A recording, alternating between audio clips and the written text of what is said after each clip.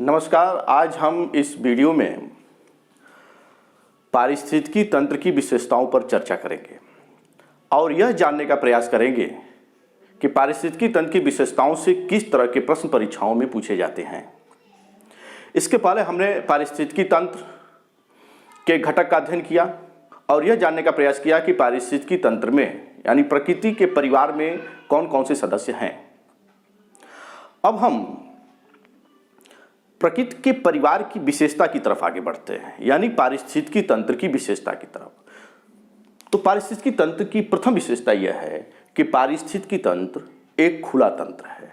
पारिस्थितिकी तंत्र एक खुला तंत्र है, यानी कि प्रकृति के परिवार में कोई भी व्यक्ति आकर के रह सकता है।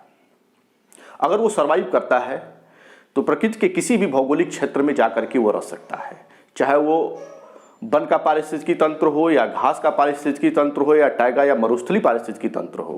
किसी भी पारिस्थितिकी तंत्र में प्रकृति के किसी भी जीव को जाने के लिए, वहाँ रहने के लिए मनाही नहीं है। अगर वो उस भौगोलिक परिस्थिति में सर्वाइव कर रहा है तो वो जाकर के वहाँ रह सकता है। इसीलिए कहा जाता है कि पारिस्थितिकी तंत्र एक खुला तंत्र है। दूसरा, पारिस्थितिकी तंत्र परिवर्तनशील है।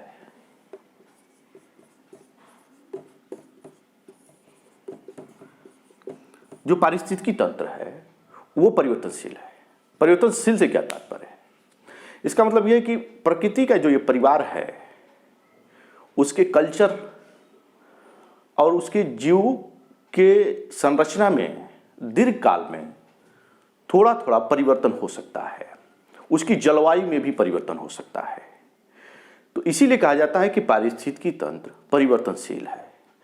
अक्सर आप लोग सुनते होंगे कि प्रकृति परिवर्तनशील है। वो इसीलिए है कि दीर्घ काल में उसकी जलवायु से लेकर के उसके जीवधारों की संरचना में परिवर्तन होते रहते हैं। इसीलिए प्रकृति का जो ये परिवार है वो परिवर्तनशील है। तीसरा, पारिस्थितिकी तंत्र एक दूसरे से भिन्न है। पारिस्थितिकी तंत्र में भिन्नता है। इसका तात्पर्य क्या है?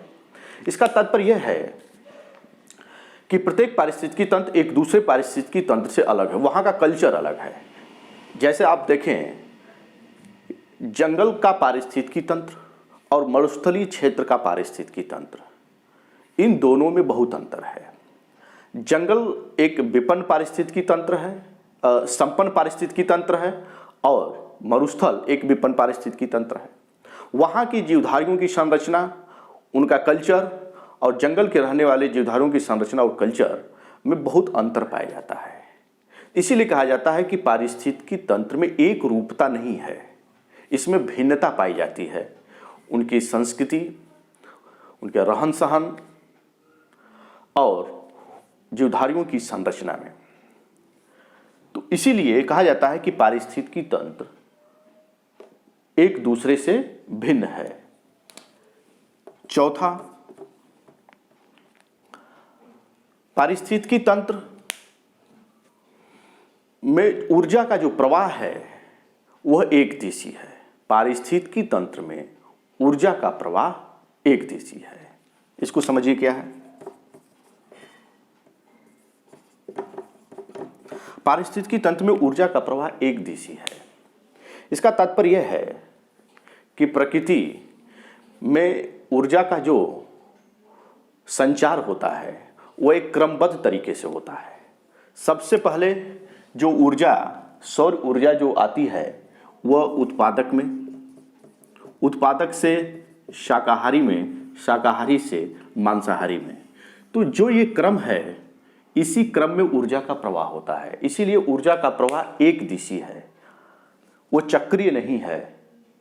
वह एक दिशी में, यानी एक क्रमबद्ध उत्पादक से ही शाकाहारी में जाएगा, शाकाहारी से मांसाहारी जाएगा। ऐसा नहीं हो सकता कि मांसाहारी से शाकाहारी में आए, शाकाहारी से उत्पादक में आए। तो पारिस्थितिकी तंत्र की ये विशेषता है। और पारिस्थितिकी तंत्र की अंतिम विशेषता यह है कि पारिस्थितिकी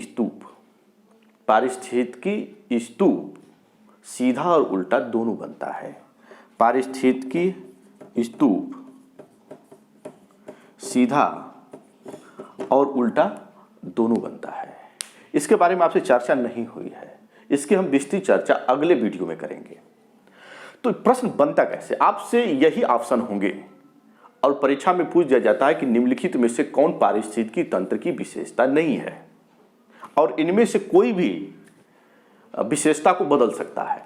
जैसे पारिस्थितिकी तंत्र में भिन्नता है तो इसको ले सकता है कि पारिस्थितिकी तंत्र में एक रूपता पाई जाती है, तो वो गलत हो जाएगा।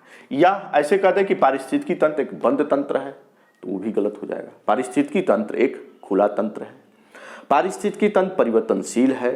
पारिस्थितिकी तंत्र एक दूसरे से भिन्न है। और पारिस्थितिकी तंत्र में जो ऊर्जा का प्रवाह है एक दिशी है, न कि चक्रीय है। और पारिस्थितिकी जो स्तूप बनता है वो सीधा और उल्टा दोनों बनता है। तो पारिस्थितिकी तंत्र की विशेषता से, या ऐसे कहें कि प्रकृति का जो परिवार है उनकी इन विशेषताओं से एक प्रश्न निश्चित है कि किसी न किसी परिप्रेक्ष्य में वो आता ही रहता है।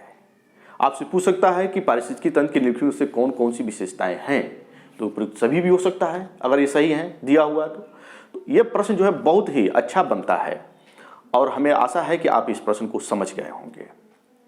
अगले वीडियो में हम पारिस्थितिकी तंत्र की जो 5वीं विशेषता पर जो हम चर्चा किए हैं कि इसका जो स्तूप बनता है सीधा और उल्टा है, इस पर हम विस्तृत अध्ययन करेंगे। धन्यवाद।